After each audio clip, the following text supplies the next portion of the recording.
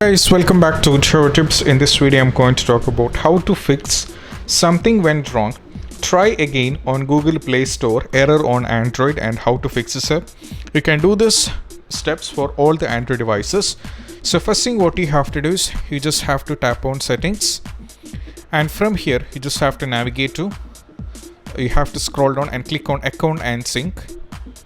Tap on this, and there is an option called auto sync data, right? You just have to turn this off, and once after that you just have to give OK. You have to give OK, and once after a short period of seconds, maybe after 3 seconds, you just have to turn on the auto sync data once again. You just have to enable it and give for OK, and you just have to tap on sync.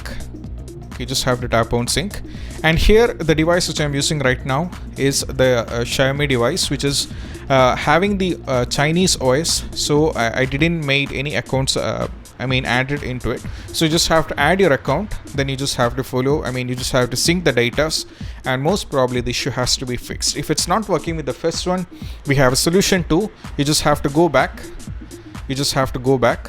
And once after that, just have to tap on settings once again, and you have to tap on apps at the top. Apps in between, I have to scroll down a little bit. Apps, you just have to select apps. Now let me select apps, and there is called manage apps, right? You have to select manage apps, and from here these are the apps which is available on your on your devices. And now what you have to do is you just have to search for Google Play Store, but here there is no Google Play Store, hence I'm using a Chinese OS. So you have to search for it, and what you have to do is just you have to do a clear data. So those who are not familiar with this, what you have to do is I'll be showing you a demonstration.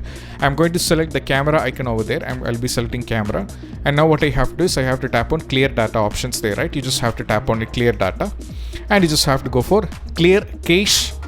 First thing, clear all data. Tap on clear all data, then go for OK.